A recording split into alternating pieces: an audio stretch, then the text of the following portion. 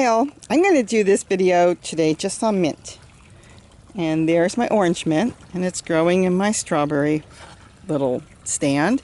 I've got mint growing in there, mint growing on the ground there, more mint there. Let's swing around here. Mint growing there. Yes, that's more back there. I've got mint growing everywhere.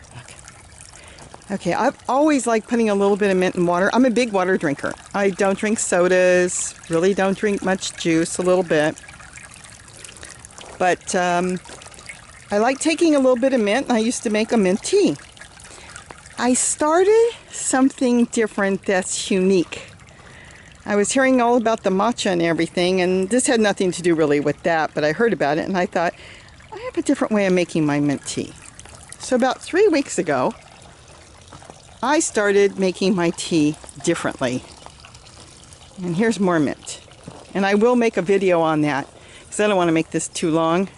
I'm not real good at attaching videos together. My husband's good at that. And this is spearmint. So what I showed you before was orange mint and chocolate mint, which is my favorite. And then this is spearmint. My husband likes it. And I've got peppermint too. And then I've got, let's take a walk over here real quick. So I have a very unique way of making my mint tea now, and I'm going to put it in a video and show you exactly how to do it, because if I told you, it wouldn't make any sense probably. So I started making my mint tea about 3 weeks ago very, very differently. This is all orange mint. This is chocolate mint. And apparently I'm not supposed to do this. So I've got to get the chocolate mint away from the orange mint, because according to Monty in the UK, if they touch, it could ruin the mint. In other words, they're not hybridizing, but something will happen there. It's not really good. So I've got to separate that. And then I've got more chocolate mint there, and I am making tubs of mint everywhere. So I started drinking. Oh, look at that. He's going to go after my mint. Look at that. I don't like those beetles. My husband likes them because they make these horrible grubs that get into the wood chips and chew the wood chips down. Oh, I told you I wasn't going to do anything else but that. There's our papayas. To think these came out up in my compost, and I did not plant any of these papaya trees. I filled the tubs up just with wood chips and threw in some compost from the house, I should say, kitchen scraps, and the papayas came up. So I left them and they grew. So they're what? 2.5 years old now. Okay, let's go back to mint. So I started making my mint in a unique way and adding it to my water. And I noticed a week ago a change. I know you can't see it on here, but my hands were really old looking, dry and wrinkled. And I asked the doctor about it a few years ago, and the doctor's answer was, what do you expect at your age? It's getting old. It's going to be wrinkled and stuff. So I was putting creams on and everything. And it didn't, you can put cream on top, but it's not going to do anything. It's just cream, and it sits on top. My hands have changed. This is no joke. My hands have totally changed. My husband noticed it. Okay, I'm going to run from these stupid beetles. It's completely different. My hands are soft. They don't crack at all anymore. I work a lot with animals, and I'm always scratching myself up. And I don't do that anymore. My skin is like really, it's almost like it was 20 years ago. It's so odd. And I thought, what is going on? I'm not using any hand cream. I'm not doing anything. Well, I know now it's the way I make my mint tea. And I've been drinking a lot of mint.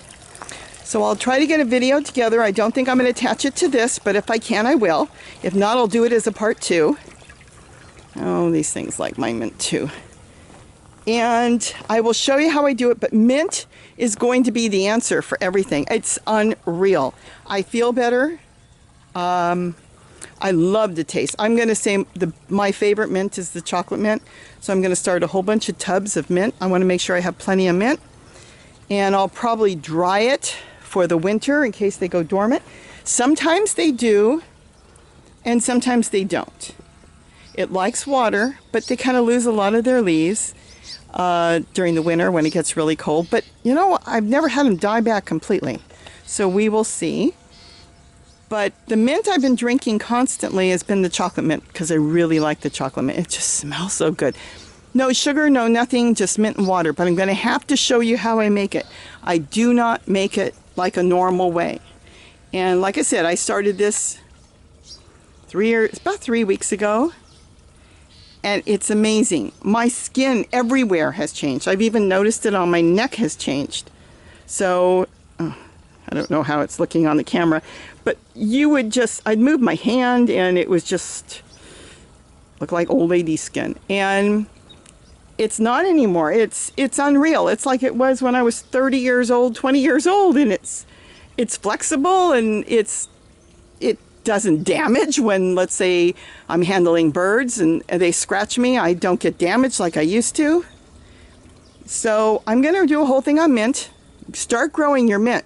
Grow a lot of it. I'm going to grow tons of mint. I mean, I'm letting it grow anywhere it wants. Like I said, it's all growing all through here. And this is all orange. The orange is a lighter, brighter leaf. Smells just like oranges. If you like orange, then orange mint will be good. I do make orange mint. And then the chocolate mint has a little bit of a darker stem. So does peppermint. And it just smells so great when you drink it. So I will get that together, start growing all the mint you can, and I'll show you exactly how I make my mint. It's so good. Have a great day, and don't forget to eat or drink what you grow.